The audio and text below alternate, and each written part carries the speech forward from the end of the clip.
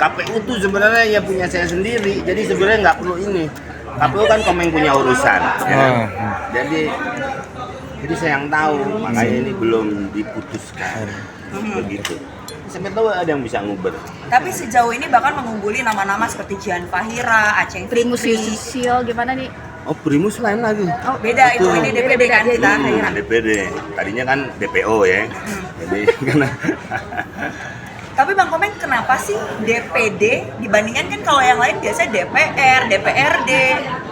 ya saya nggak ngerti aja berpartai seperti apa, saya masuk partai seperti apa nggak ngerti. Palingnya kan sebenarnya harus mengetahui dulu gitu. Kalau DPD kan nggak ada ketergantungan saya lihat. Saya lihat teman saya Oni yang belas itu dia cerita, oh gini, oh ya udah. Jadi saya coba ke situ. Tapi sebelumnya kita juga penasaran nih, apakah kemudian ada partai yang sempat merapat? Sebenarnya dari awal reformasi sudah ada, cuman kan ya partai-partai kan banyak tuh menawarkan kepada saya untuk menjadi anggota partainya. Tapi waktu itu belum tertarik dan ya sampai sekarang juga belum sih. Tapi nggak tahu untuk kesana ya, untuk bergabung dengan partai. Makanya saya coba dulu ini tanpa dengan partai. Walaupun DPD itu harus bekerja sama juga nantinya dengan DPR kan. Bicara soal tupoksi, tugasnya nanti di sana. Tapi sebenarnya Bang Komeng sudah paham betul, memahami hal itu. Untuk paham banget belum, karena DPD itu tidak punya partai, tidak ada pendidikan politik. Betul. Yang DPR tuh biasanya ada beberapa bulan dia masuk Kaderisasi, sekolah partai. Nah itulah. Jadi saya belum tahu, tapi saya banyak bertanya kepada para incumbent. Siapa aja Bang? Seperti Yang menginspirasi. saya ngobrol sama Oni, saya juga pernah ketemu dengan ketua DPD Pak Lanyala. Pak di sana ngapain aja sih? Terus gimana sih Pak? Saya punya program gini bisa nggak sih Pak? Gitu. Oh bisa, nanti kita ngomongin rame. Katanya Pak DPD itu kewenangannya kecil. Iya kewenangan kecil, tapi tetap patut diperhitungkan. Oh berarti bisa gitu kan? Kalau saya punya konsep begini gitu, bisa ya udah. Terus belum ketemu lagi nih, saya cuma mau bertanya itu aja. Saya banyak bertanya bukannya nyasar karena saya memang belum tahu. Tapi kan kali ini bahwasannya foto Mas Komeng sedikit menyeneneh mungkin. Nah itu gimana tuh Mas Apa Komeng? hubungannya sama yang tadi itu? Karena kan sebenarnya kan kita tahu kalau foto itu kan harus yang merepresentasikan. Ya, Artinya itu yang menjadi alasan Bang Komeng memilih fotonya seperti itu. enggak sebenarnya sih saya cuma pengen beda aja. Nggak ada maksud strategi, nggak ada. Orang kan bilang wah strategi marketing lah apalah, saya nggak ngerti. Kayak gitu saya kampanye aja nggak ngerti, makanya saya nggak pernah kampanye. Coba mungkin anda semua kalau saya orasi, apakah anda percaya dengan saya kan gitu kan?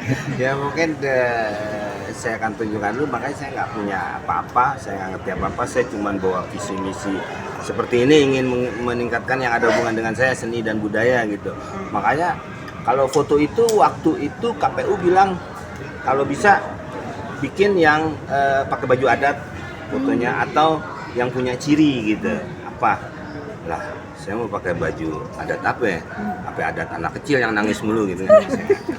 Udahlah, saya punya foto ini, dan foto itu pun saya foto sendiri. Saya sebelum pergi saya selfie gitu kan, sambil manasin mobil. Terus saya suruh cetak asisten saya, terus saya ke Bandung saya kasih. Terus saya kasihin, orang KPU-nya ketawa. Nah, terus boleh nggak? Ya boleh sih, nggak ada larangan, Ya udah kalau nggak ada larangan ya, berarti boleh. Terus saya mau pergi, ditanya lagi. Ini bener, jadi itu masih anggapannya. Lah iya makanya saya tanya Pak, ini dilarang nggak? Enggak. Nah terus ya udah saya pakai foto itu. Lah ini aneh kata dia gitu. Tapi udah Pak, udah Bapak jangan nanya lagi. Bapak nanya lagi sampai 3 kali saya dapat piring cantik. Udah ya terima. Bang Komeng, kita tahu ya bagaimanapun juga stigma kalau pekerja seni masuk ke Senayan ini hanya membawa popularitas. Walaupun visi Bang Komeng memang untuk Indonesia yang lebih lucu, lebih uhuy gitu kan. Nah, bagaimana kemudian pandangan Bang Komeng terhadap hal ini? Matahin stigma itu gimana? Selain matahin semangat kan udah enggak nih kan? Tetap semangat dong. Gimana? Ya beberapa sih gitu. Memang awalnya aja Saya tuh sebenarnya tujuannya, saya pengen hari komedi itu ada. Oke. Awalnya tuh dari itu. Hari musik ada, hari film ada. Sampai tetangga saya hari Sabarno, hari Mukti ada. Gitu. Saya mengajukan itu dengan teman-teman dari Paski Persatuan Seni Betul. Komedi. Jawa Barat yang pernah jadi ketua juga. Ya, saya dari Jawa Barat dan Jarwo sekarang ketua umumnya nasional. Nasional penasi uduk saya nggak tahu Jarwo. Nah, itu pernah mengajukan ke DPR, ya diterima sama DPR. Tapi tetap dia tidak bisa menentukan, harus eksekutif katanya. Awalnya cuma dari itu sebenarnya. Kok gue berkesenian minta hari aja susah banget sih gitu kayaknya. Ini gimana? Saya mau ambil hari lahirnya Bing Slamet 27 September. Makanya walaupun negara belum menentukan, kita sih kalau tiap 27 Desember udah selamat hari komedi. Itu sih awalnya. Memang orang-orang kayak kita memang kadang-kadang kurang untuk diperhatikan. Sempat teman-teman kita juga di sana juga malah udah di sana pada tidak memperhatikan. Ya kan, makanya yang Mbak tadi bilang stigma itu kan sebenarnya. Nah nggak tahu ya, akhirnya saya ngelebar kemana-mana sampai saya bilang kok Korea Selatan bisa, kok Jepang bisa dengan seni budayanya. Dia sekarang tidak menjajah lagi dengan militernya, tapi dengan makanannya ya. Bangsa makanan Jepang kan banyak banget ya di kita. Terus kalau kita makan punya dia tuh murah, tapi kalau kita makan punya kita di luar mahal. Nih anak saya kemarin sekolah di Kanada aja makan geprek aja 1.500.000. Restonya ya. Iya. Bisa $5 sendiri. Nah itu belum pakai nasi. Nah sekarang makanan dia murah-murah loh, makanan Korea mana kok bisa? Saya pernah mempertanyakan itu kepada Pak Sandi. Sandiaga Uno. Iya. Menparekraf. Mas Menteri. Saya bilang kenapa nih? Karena dia antar kementeriannya udah ada kerjasama. Nah masa kita nggak bisa begitu? Kan gitu kan. Apakah memang waktu masuk bumbunya itu dimurahkan, tidak pajaknya tinggi katanya seperti itu. Ya mungkin dari situ kan bisa hal-hal yang seperti itu. Kalau negara lain itu seni dan budaya itu penghasilannya sampai double digit untuk APBN. Nah saya pengen ke situ, tapi saya nggak tahu apakah bisa lewat DPD itu. Saya nggak ngerti. Oke. Bang Komeng mungkin tadi kan nyebutnya selama ini juga nggak pernah kampanye orasi dan segala macam gitu. Ada sebelumnya udah punya bayangan atau ekspektasi gak sih? Karena kan suaranya unggul nih. Bahkan kalau lihat di sosial media banyak yang kaget juga. Abang ternyata mencalonkan. Sebelumnya udah punya bayangan akan unggul atau bakal banyak yang milih gitu nggak? Enggak, saya memang tidak terlalu ambisi pada awal. Maksudnya biasa aja lah. Cuman saya tadi pengen itu aja dari awal saya ceritain tadi. Makanya saya tidak, udahlah ya masuk alhamdulillah, enggak alhamdulillah gitu. Saya juga tahu dan saya juga ya udah saya sibuk aja syuting kayak gini. Cuman kadang-kadang kalau bercanda aja, gitu, bang tuh nyalek ya. Iya kalau pada mau terus gue kayak gitu-gitu aja, nggak pernah ke gitu. Jadi ya di IG saya aja kan mbak, benar nggak ada kayak orang nanya. Ya mungkin hal itu jadi orang kagetnya kok ada dia gitu kan. Mungkin kalau saya kampanye mungkin orang udah nggak kaget. Jadi orang tadinya nggak pernah ketemu tuyul kaget kan. Tapi kan banyak banget yang kayak teman-teman para pelawak memberikan selamat terhadap Mas Komeng, tapi dijawab dengan selalu menyeleneh. Mungkin kenapa Mas Komeng? Iya itulah. Lucu mungkin Ya, ya saya tuh bahasanya. emang orangnya nggak pernah apa ya gitu ya. Ya hidup lu biasa aja deh. Jadi biar nggak pusing-pusing amat kalau saya ya. Makanya saya suka nganggap bercanda. Cuman kadang-kadang bercanda saya dengan Mas umpamanya. Tapi kan yang marah ini Mbak. Gitu. Kan kadang-kadang gitu. Saya pernah ngomong sama Abdel waktu anaknya meninggal. Karena anak saya juga pernah meninggal kan.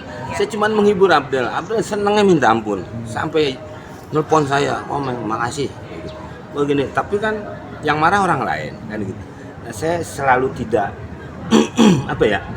Dia tidak terlalu ya udah hidup biasa lah. Lu kalau mau hidup yang benar-benar nanti no di sono kan gitu. Udah.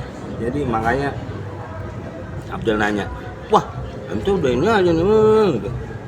Iya nih makanya gue lagi ngopi di Senayan. Tadi kalau Dekat di Pantal ya Pak. gitu. Padahal di rumah emang bercanda aja, Abdel udah tahu hal. Udah gitu-gitu aja. Katanya kurang asem tuh. Kurang sebelum Ya, posting. itu, taruh di Raffi Ahmad juga gitu Bang. Ya, Ucapin semangat katanya. Ya. Iya, dia orang paling pertama pas gue pulang nyoblos bagi nomornya Bang Komeng dong, itu nomor gue kurang ajaran dia kurang ajaran gitu. Jadi gue bantuin nomornya jatuhan jatuh dia cerita aja dia katanya nyoblos itu baru yang lain tuh udah makin siang baru Iya. Bang, gua katanya nyoblos. Ah, udah, saya ke dokter deh. Kenapa? Kenapa? Handphonenya panas. Oh iya benar. Konslet. Dikasih ini dulu obat penurun panas ya bang? Iya, makanya sama teman-temannya, makanya bukan nggak mau jawab ya, maaf ya. Iya. Waduh, udah panas banget nih, udah banget. Selamat Dan sekali juga, lagi. iya saya juga bukannya belum nerima selamat, Mbak. Iya. Karena si selamat sendiri belum memutuskan. Kita sambil nunggu hasilnya seperti apa. Nah itu baru Tapi- saya sebenarnya berani nih ngomong kan pada nanyain Iya. saya bukan ini belum berani terus saya banyak ngomong gini. Bang jadi trending topik pada akhirnya.